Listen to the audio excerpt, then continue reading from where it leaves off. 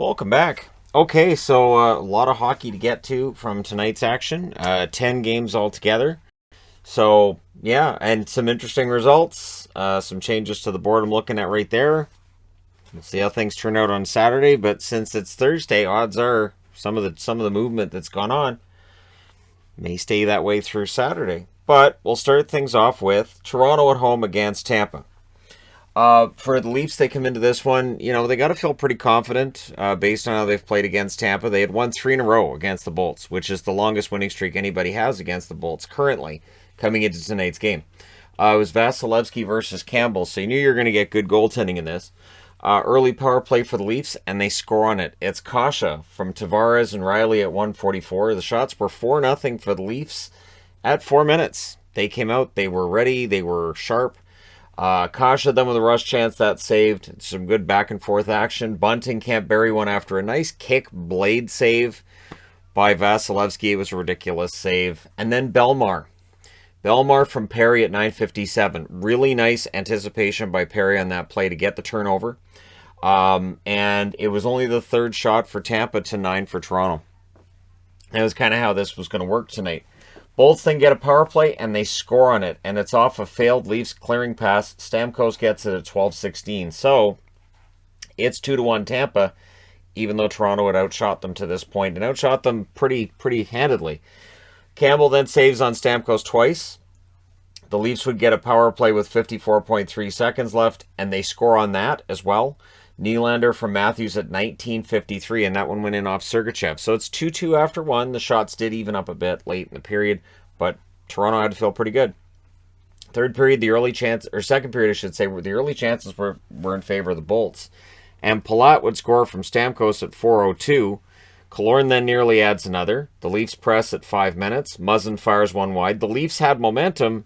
However, Radish would score from Stamkos and Palat at 9:11. It is suddenly 4-2 in favor of Tampa. And it was weird because to that point, Toronto was playing really, really well.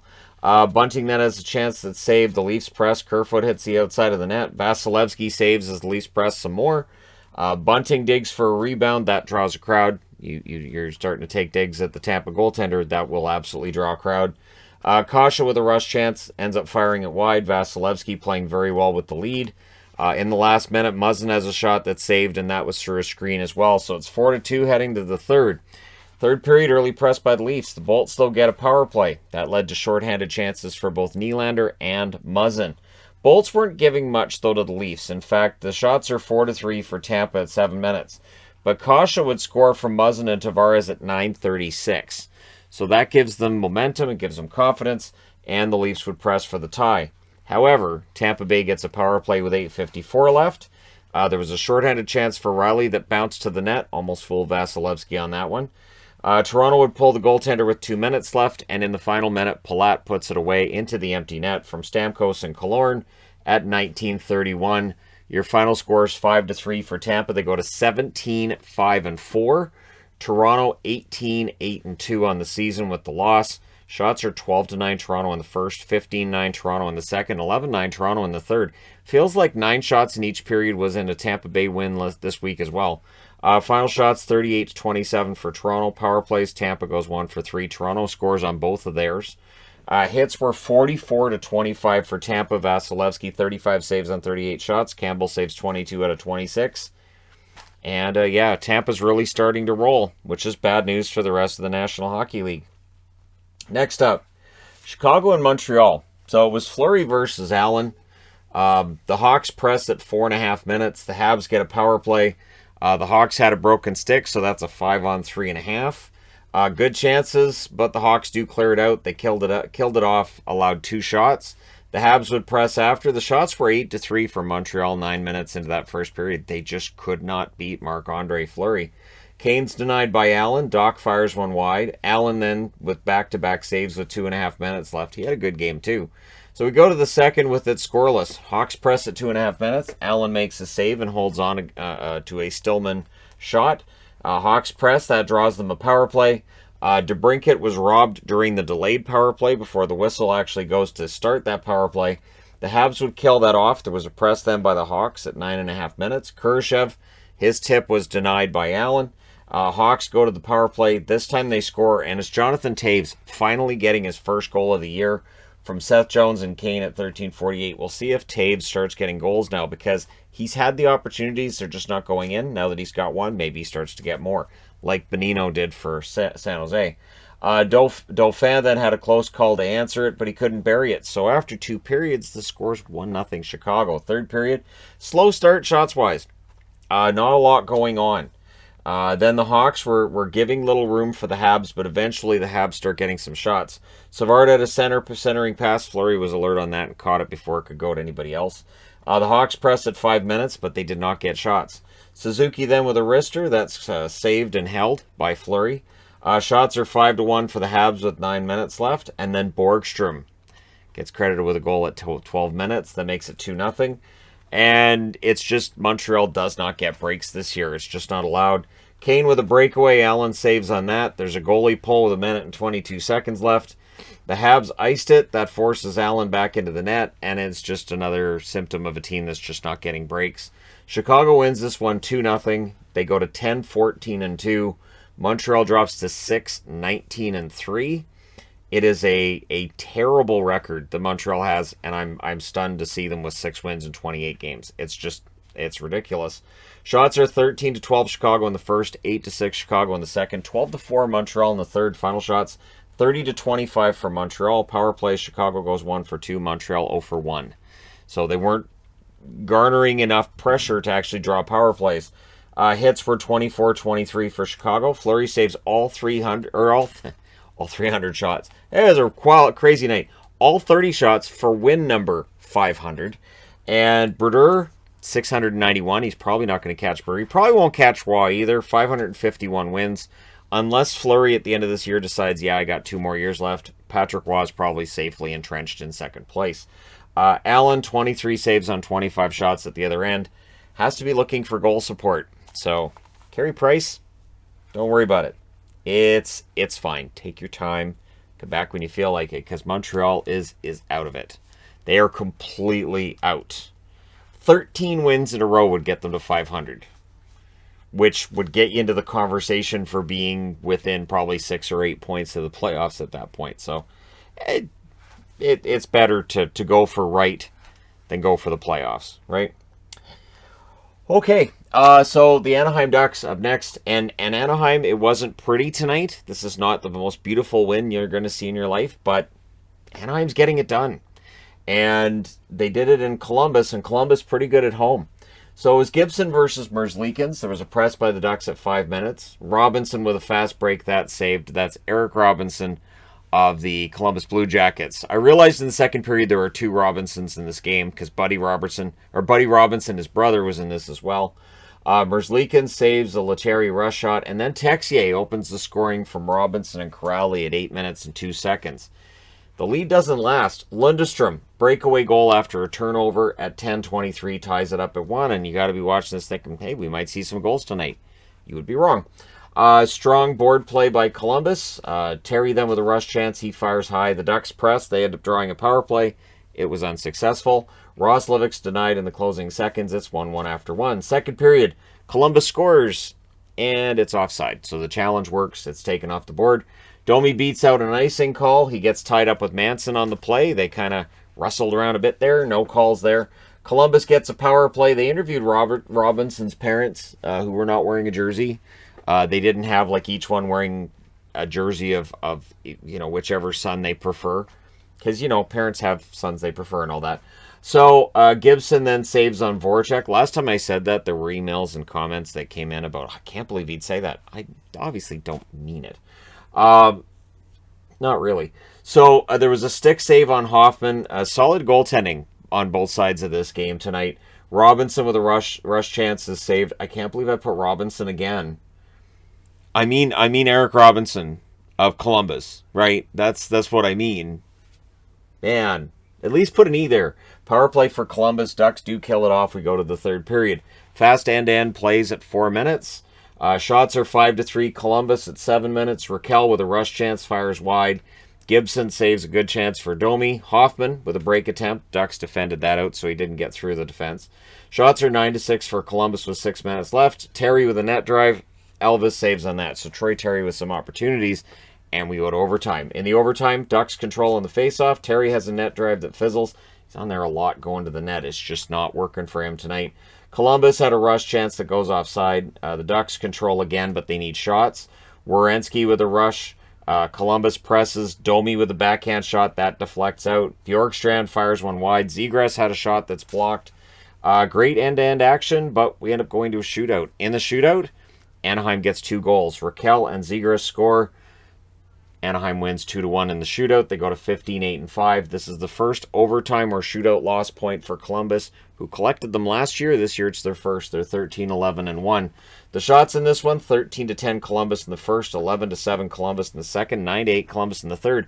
For all the action and rushes back and forth, each team had 1 shot on net in the overtime. Final shots, 34-26 for Columbus. Power plays, Anaheim 0 for 1, Columbus 0 for 2. Hits 20-15 Anaheim. Gibson saves 33 out of 34. Excellent game for him, as well as it was for Merzlikins, who saved 25 out of 26. That's a good goaltending matchup. And I do appreciate the goaltending matchups. The older I get, the more I appreciate the goaltending matchups. All right, next up, Nashville. Now, you know, the Islanders were so close. They were so close tonight. And it was right there, and then they lost it. So it's Rittich versus Varlamov. So right off the bat, you're like, okay, Rittich's numbers, not fantastic. Varlamov's numbers, not fantastic. Might be a wild one. Early chances are for the Islanders. The Preds press at 4.5 minutes. Chara has a shot blocked. Some good chances for them. And then Zarnik opens the scoring from Wahlstrom and Bellows at 6:48. And then the Islanders press for another. Preds play picks up at the half. Beauvillier has a chance to deflect out. Trennan versus Chara. After a Trennan hit, it was a clean hit. Chara still takes exception, and the fight is on. And kudos to Trennan for having the courage to fight somebody who's too big to be a human being. Preds with a power play, because the extra 2 was for Chara for not being a human being and for picking a fight with a human. Good cycle on the power play, but the Islanders kill it. And then Nashville, they pot a couple of goals. First, it's Johansson from Cunnin at 17:28. So then Sisson scores from Benning and Cousins at 18:52. It's 2-1 Nashville after the first period, because the Islanders can't have nice things. Second period, the Islanders get an early power play, and they score on it. It's Lee from Barzal and Wahlstrom at 1:56. Yossi then had a net drive. There's a save on that. Momentum was back with Nashville. Yossi with a drive off the boards. That save. Every time Yossi's on the ice, he was driving to the net. He was getting opportunities. Granlund with a net pass to Duchesne. That was defended out. The Islanders seemed tired. Couldn't clear the puck with 8 minutes left. But Granlund with a shot that saved, held on to, and the Islanders survive it. Bellows has a chance at the net. He fires wide, and then there's a late power play for the Islanders, which rolls over into the third period. In the third, the Predators finished the kill. I think there was like 17 seconds left on it. First few minutes were grind, no shots, lots of hits, lots of board play. Fabro fires one wide as the Preds push, and then Dobson puts the Islanders into the lead. He scores from Green and Johnston at 5:08. Johansson then had a tip that was saved as the Predators push. Barzal had a rush chance. He fires wide, and then Trennan ties it. He scores from Jeannot and Sissons at 12:31. Varlamov then saves as the Preds are seeking the lead. There's a post for Fabro, and the next blast is saved. And I keep thinking to myself, okay, the Islanders are going to figure this out. This is largely the same team that they had last season. They're going to figure this out. They're going to at least get this to overtime. Clutterbuck had a rush chance that was saved and held on to. The Islanders fans were trying to call a penalty. The ref says no. And then Tolvanen scores at 19:48. There was 11.1 seconds left, and he scored. He tipped it in. The Islanders, this is just heartbreak. It's endless heartbreak. With the win, Nashville, 4-3, go to 15-10-1. For the Islanders, they dropped to 6-11-5. They were 11.1 seconds short of overtime. Shots are 11-6 Nashville in the first, 8 apiece in the second, 10-7 Nashville in the third. Final shots 29-21 for Nashville. Power plays, the Preds go for 1. The Islanders 1 for 2. Hits 32-29 in favor of Nashville. Rittich saves 18 out of 21, and he's bailed out. Varlamov saves 25 out of 29. So there were some goals. It was a crazy game. And if you're an Islanders fan, sadly, it goes the other way. That 6-11-5 record tells you that much like Montreal, They should probably be thinking about the draft, thinking about what they're going to do at the deadline. It'll be I'm going to be really curious to see what Lou Lamoriello does at the deadline. That being said, I need to change boards. I have to say, it is easy to root for a team that's short a player. Last 2 games now, St. Louis has played down a man. And they could put Perron on long-term injured reserve, which would allow them to play a full roster, but then he can't come back till December 20th. So they're not putting Perron on long-term injured reserve. They're not taking that out so they can get a full roster. They're just going to soldier through minus the skater. It was Nedeljkovic versus Lindgren. Yes, Lindgren in net. Without Husso, without Binnington, it is Lindgren.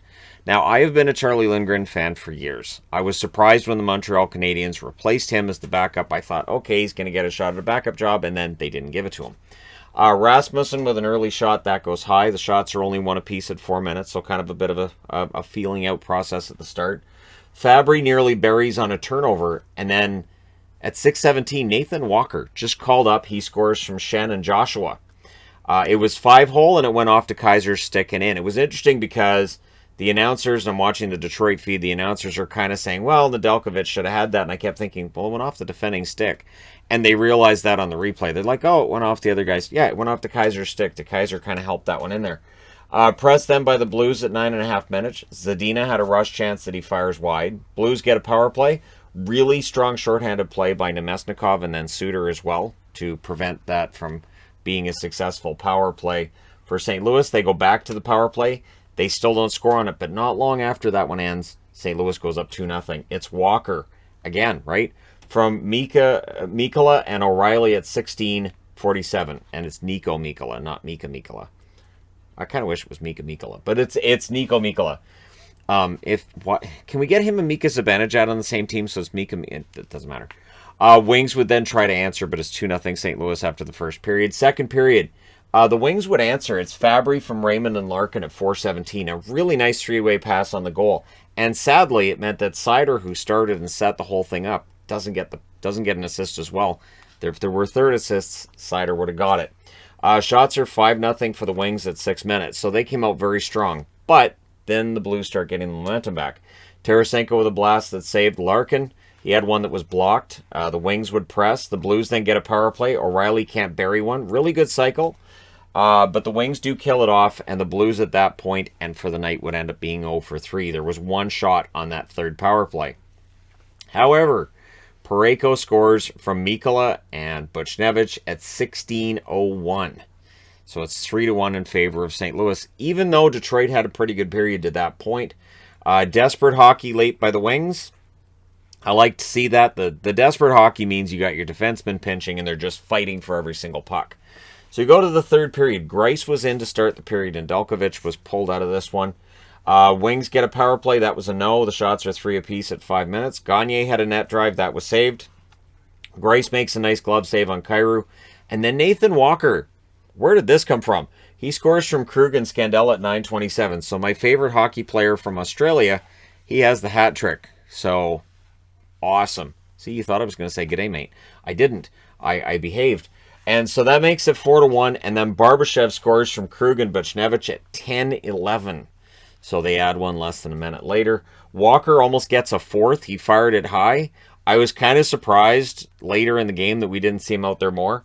Fabry then scores his second of the game from Raymond and Hronik at 15:27. So Robbie Fabry against his former team manages to put up a couple of goals. They would pull the goaltender with nearly 4 minutes left. There was a crossbar for Hronik. And then the puck goes the other way. Scandella buries it at 19:54. And again, I was surprised that Walker wasn't out there trying to get that fourth goal. I thought that would have been great. A hat trick for the guy who just gets called up. So 6-2 is your final in favor of the Blues. They go to 14-8-4 with the win. The Red Wings drop to 13-11-3. Shots are 10-9 St. Louis in the first, 9-8 Detroit in the second, 13-8 Detroit in the third. Final shots 31-26 for the Wings. Power plays, Detroit goes 0 for 1, St. Louis 0 for 3. The hits were 16-11 for Detroit. Nedeljkovic saves 15 out of 18. Greiss saves 5 out of 7. And Lindgren, Charlie Lindgren, 29 saves on 31 shots. Good for him. Really impressed with Lindgren's game tonight. And if that's his only start for the season, kudos to him, right? And again, I don't understand why he's never been given a real legit shot at a regular job in the NHL, at least as a backup. Okay, next up, Carolina. So Carolina goes into Calgary tonight. I didn't think Carolina played their A game. I thought Calgary played them really well. But at the end of the night, Carolina ends up getting those 2 points. So it was Anderson versus Markstrom. Pretty good goaltending matchup. There were too many Flames on the ice, so the Canes get a power play. Flames kill it off. One shot during that. But then Aho scores from Slavin and Niederreiter at 4:14. So not long after that power play comes to an end. Hanifin then gets a penalty shot. Unsuccessful. I believe the post stopped him on that one. Tkachuk gets a break. He fires it wide, and then Gaudreau was denied shortly thereafter. Shots are 8-4 for the Flames with 7 minutes left. The Flames get a power play with 2 minutes left exactly, and they don't score on it. So we go to the second period with it 1-0 Carolina. Early power play for the Canes. The Flames did kill that off. Dubé had a chance on a turnover. That wouldn't go. The Flames get a power play. Not only did the Canes kill that one off, there were no shots for Calgary during that. So the power plays tonight, they were plentiful, not productive. Lucic had a chance that was stopped, and he mixes things up because it's what he does. And then Hanifin would score to tie it from Anderson and Lindholm at 7:23, and that was off of a nice face-off win. So kind of a set play off the face-off there ties it up. Flames then go back to the power play. Canes kill it off, made it look easy. Richardson couldn't bury one as the Flames press, but we come out of that second period with the score tied at 1. Third period, Dubé's shot beats Anderson. Can't beat the post. Goes right off the post. And you could see Dubé on the bench after, like, how did that not go in? It's just not their night. Delay of game then. The Flames get a power play. The Canes would kill that off as well. Jarvis fans on a pretty good chance he had in front of Markstrom after that. Shots are 6-2 for the Flames at 9 minutes. So again, the Flames were playing well, just not getting the breaks tonight, and Anderson making the saves when necessary. Canes would pressure, needed some shots. With 7:33 left, the Canes get their power play. Natchez tries a wraparound, that's blocked. The Canes pressed after the power play ended. Mangiapane to Backlund pass was blocked. The Flames nearly score with 2:20 left, and it's another one of those how did that stay out moments. There were a lot of those tonight for Calgary. 1:04 left, the Flames get a power play, so that rolls over into overtime. 56 seconds left, 4-on-3. That's killed off after it ends. Aho had a pass that was picked off. Mangiapane then with a miss. Backlund has a shot that's saved. Aho fires one wide, but at 4:07, Aho, who's very prominent in the overtime, gets the goal from Freddie Anderson.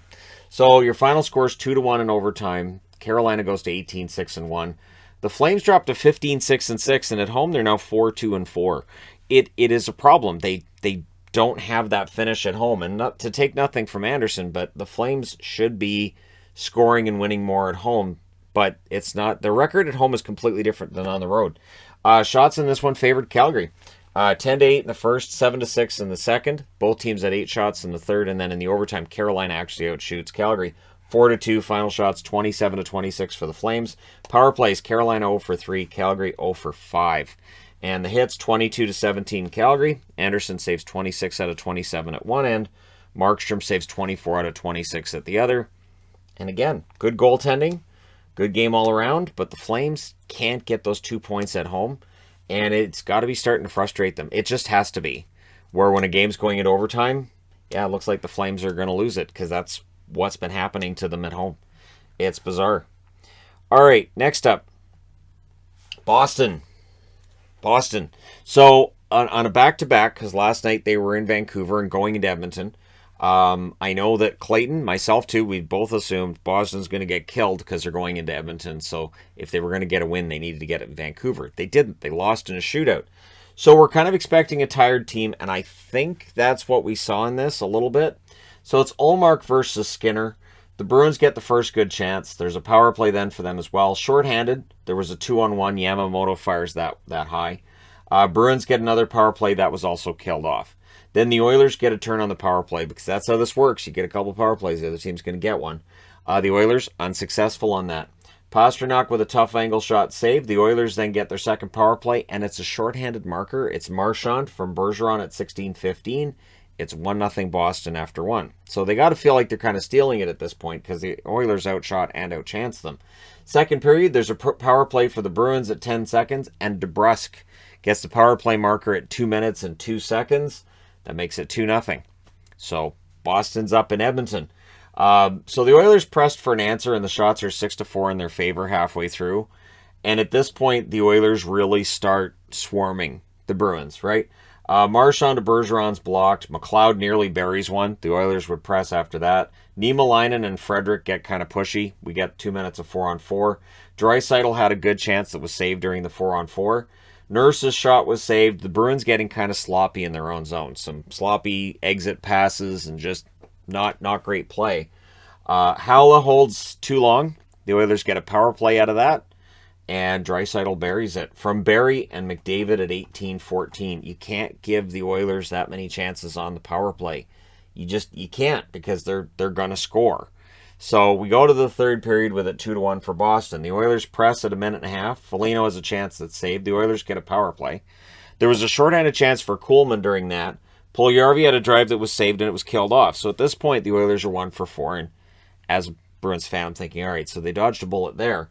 Foegele was denied by Ullmark a couple of times on that one. Pastrnak had a blast that was saved, and it was from his spot. He has a spot. He had the shot from there. It was just denied by Skinner. Nurse and McAvoy then get unfriendly. Barrie has a drive through a screen that somehow saved. No idea how Ullmark saw that. Another Oilers power play at 8:58. That's their 5th, and they score on it as Draisaitl again from McDavid at 9 minutes and 50 seconds. And then that momentum really starts going, right? The Oilers are pressing for the lead. But late in the period, it's Grzelcyk with his first goal of the season from Smith and Moore at 17:27. You couldn't get a more unlikely trio getting a goal tonight for Boston. And that was after a really good shift by the Bruins as well. Then the goaltender gets pulled with 2:08 left. The Bruins kind of white-knuckling it a little bit. 48.5 seconds left. They ice it. The Oilers call a timeout. And then with 7.2 seconds left, the Bruins iced it again. However, the Bruins hold on. They win 3-2 in Edmonton. Now they go to Calgary. Boston's 13-8-2 with the win. The Oilers dropped to 16-9. That's 4 straight losses in regulation for the Oilers. They're not in trouble, but they need to turn this around. So your shots in this one, 13-9 Edmonton in the first, 14-6 Edmonton in the second, 16-14 Edmonton in the third. Final shots, 43-29 for Edmonton. Power plays, Boston goes 1 for 3, Edmonton 2 for 5, and the hits were 23-17 for the Bruins. Ullmark, 41 saves on 43 shots. I've been saying Ullmark's playing well, and his numbers have finally started to prove that when I say it, it's accurate. Skinner, 27 saves on 30 shots, so I know the whole expected goals thing and all that, and all the advanced stats, and Ullmark's terrible. But to me, the eyeball test, he's been fine this year, and now the numbers are really starting to add up, so I thought that was a good game for him. Pretty good. All right, that being said, I need to change boards. Okay, so now we're into the 3 games that weren't... The excitement level didn't seem to be quite the same as it was with some of the earlier ones. And this Winnipeg-Seattle game, it's one of those games that right off the bat, I felt like, okay, so Seattle's not getting a goal tonight. It was in the back of my head. I also had that feeling in this game here. So it's Hellebuck versus Grubauer. The Jets press at 3.5 minutes. Wheeler has a chance to go wide because he's not allowed to get a goal. Tony Nato would score from Stastny at 5:24 to make it 1-0 for the Jets. That is assist number 499 for Stastny. Jets press then seeking another. Dubois gets a post on a rush chance. Seattle was stuck on one shot 8 minutes into the game. Power play then for Seattle. It generated 0 shots. Scheifele to Lowry doesn't connect. The Jets press. Grubauer saves. Grubauer had a good game, so that's if you're looking for the silver lining for Seattle. Grubauer did have a good game tonight. Appleton with a break. He can't bury it. Seattle's getting shots in the second half. Tanev to Gord. Hellebuck makes the save on that. Wheeler takes one away from Tanev. Larson boarded Eller in the final minute. There was no call. Ehlers was okay, but I thought that should have been a boarding call or maybe a cross-check. It's one of those plays where it's right next to the boards. It's a dangerous hit. But anyways, we go to the second period with it 1-0 for the Jets. Early power play for Seattle. The Jets do kill it off. The Jets are keeping Seattle to the outside. Scoring chances favor Seattle as well. And yet again, in the back of my head, I'm thinking, so Seattle's not getting a win then. Or not getting a goal then. It's just not going to happen. Jets get a power play. It then quickly becomes a 4-on-4. Alexiak has a rush chance. That's held on to. DeMello fires one wide, but it's saved. All right, I had to check out the noise in the background. Everything's fine. Everything's fine. So DeMello fires one. It's saved. That's after Alexiak had a rush chance, was caught and held on to. McCann, shot saved by Hellebuck. Hellebuck just wasn't allowing the rebounds. He was very sound tonight. Pressed by Seattle with 6.5 minutes left. Geeky had a stretch pass to Donato. That was a no-go. The Jets defended it very well, but it's 1-0 Winnipeg entering the third period. Early in the third, 47 seconds. Connor from Scheifele and Stanley. So that makes it 2-0. The Jets had a rush chance right after that. Wheeler then takes a puck to the hand. That looked like it stung. Jets then had a 3-on-1 that fizzled out. Lowry draws the Seattle penalty. It's all good, but it is killed off. So it's a good power play for the Jets, but doesn't get anywhere. Kraken then get a power play. That's killed off. Ehlers had a chance right out of the box. 8:24 left. Seattle gets another power play. That was killed off. And then Connor scores from Scheifele at 14:54. So Winnipeg wins this one 3-0. They go to 13-9-2 with the win. Seattle drops to 9-15-2 with the loss. And it's remarkable. So the Jets won on the road, where they've been mediocre. Their power play goes 5 for 5 tonight. The videos work. So shots were 9-7 Winnipeg in the first, 12-11 Winnipeg in the second, 10-7 Winnipeg in the third. Final shots, 31-25 for the Jets. Power plays 0 for 2 for Winnipeg, 0 for 5 for Seattle. Hits 13-10 for Seattle. Hellebuck saves all 25 shots for his 25th career shutout, the first this season, but it's 25th overall, which is a pretty good milestone. And Grubauer saves 28 out of 31 at the other end. Again, Grubauer played well, just the Jets didn't allow anything. There were no goals into the Winnipeg net. All right, next up, Dallas. Dallas on the road is completely different than Dallas at home, and I'm not sure. I'm not sure how to read this right now. So it's Ottinger versus Quick. Ottinger was fantastic. Early press by the Kings. Ottinger makes a save on ANA-CBJ. The Kings get a power play. It's killed off, but the shots are 7-0 LA early. And based on how they melted down against Vegas last night, I'm thinking, okay, so Dallas is doing it again. So there's 10 shots for the Kings in the first 8 minutes, because defense. Very flat first half for the Stars, which is an understatement. Brown was then denied by Ottinger. Snoop was commentating. The Kings were pressing. The funny thing with Snoop is he's trying not to swear. Like he's trying not to. There was a drug reference within the first, I think, 10 seconds of him, though, because he can't resist everything. So the Stars get a power play. That was unsuccessful. Better second half for the Stars. With 1:37 left, the Stars get their second power play. And it's not successful. In fact, in the second period, after that power play's finished, it's Kempe from Brown and Danault at 50 seconds. So the Kings get a power play after that. It's unsuccessful. Glendening then fires one wide. Faxa spins, fires one wide. So that's Dallas. When they did get the opportunities, they were not hitting the net. Kopitar's a rush chance. He fires high as well. So this is sort of a, you guys want to miss? We can miss the net too. Shots are 8-4 for the Kings at the half. Somehow 4 Dallas shots hit the net in the first half of the period.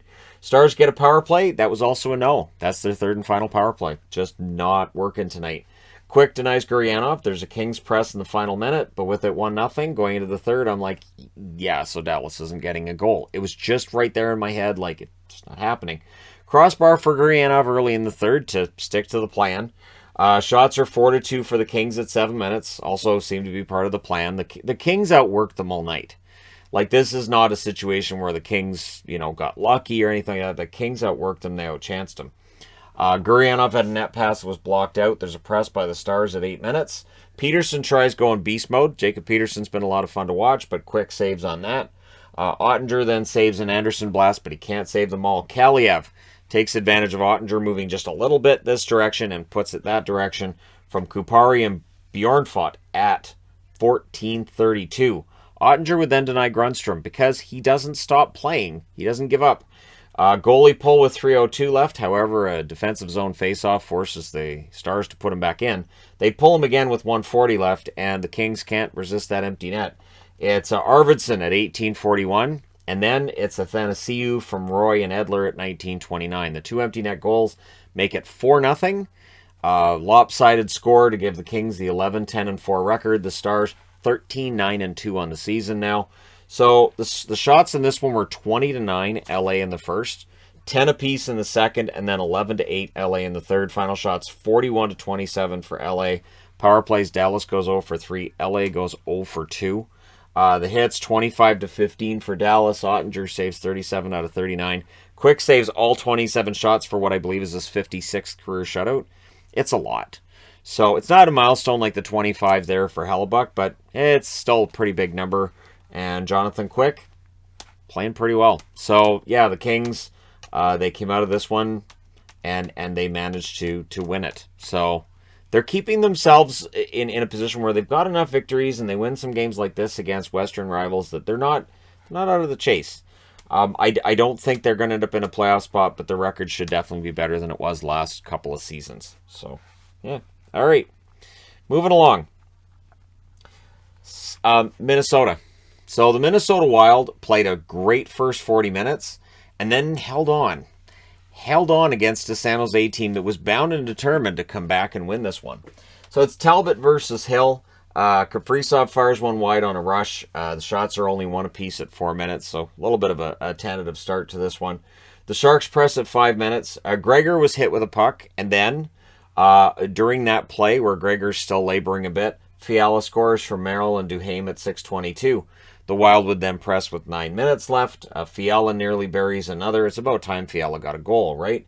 Crossbar for LeBanc as the Sharks tried to answer, but it's 1-0 Minnesota after 1. Second period. Sharks get a power play. That's killed off. The shots are 4-2 in favor of the hometown Sharks at 6.5 minutes. The Wild then get a power play, and they score on it. It's Eriksson Ek from Kaprizov and Zuccarello at 7:04. Meyer then had an opportunity to answer that. That was saved by Talbot. Strong forechecking by the Wild. Strong board play by the Wild as well. There's a post for Mason Shaw of the Minnesota Wild. It was his first game tonight. He was that close to his first NHL goal. The Wild then go to the power play, and they score on it again. It's Greenway from Fiala and Goligoski at 15:20.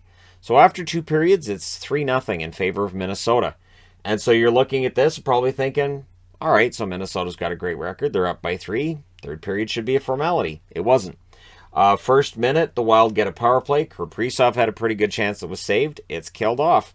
First and only kill of the night for San Jose. And then Dahlin scores from Carlson and Hurdle at 3:29. So we're 3.5 minutes into the third period, and suddenly we've got a game. Big saves by Hill as the Wild would press after that, but the Sharks get a power play. It's killed off, but the Sharks pressured after it ended. So they had momentum after an unsuccessful power play. Talbot was under siege at this point in the third period, shot after shot on him, and he was doing his best. Eriksson Ek with a rush chance that's saved and held onto. The Sharks press. They end up going back to the power play as a result with 6:43 left. Very quickly in that power play, they score to make it a 1-goal game. It's Hurdle from Dahlin and Couture at 13:26. So Jonathan Dahlin with a goal and an assist in the third period. Hurdle with a goal and an assist as well. We have a 3-2 game. And the Sharks, sensing blood in the water, because that's what Sharks do, they're pressing for the tie. The Wild at a 2-on-1. Kaprizov can't bury there. Goalie gets pulled with 2:35 left. Was it early? Maybe, but either way, Minnesota scores. It's Greenway from Hartman and Eriksson Ek at 18:12. They'd pull the goaltender again. That allows Kaprizov to hit the empty net at 18:44. A more lopsided score than the game was, much like this one here. Your final score is 5-2 for Minnesota. 19-6-1 for the Wild, who've now won 8 in a row. And for San Jose, they're 14-12-1. And they had to feel like they should have at least got a point out of this with how they played the third period. The shots were 10-9 Minnesota in the first, 8-7 Minnesota in the second, 19-9 San Jose in the third. Final shots 35-27 for San Jose. Power plays, Minnesota goes 2 for 3. The San Jose Sharks go 1 for 3. The hits 31-19 for San Jose. Talbot saves 33 out of 35. He was excellent. Hill saved 22 out of 25. I thought Hill had a good game, but the save percentage would tell you he was below 900. So it doesn't qualify as a quality start, but I thought he was okay. But yeah, there you go. Minnesota, they keep rolling. Wasn't necessarily the prettiest win when you look at how the third period went, but they come out of it with the victory. So there you go. Let me know your thoughts in the comment section below as always. Don't forget to hit like and subscribe if you're browsing your way through. You just happened upon this video. Thank you guys so much for watching, for all your support. I will talk to you again soon.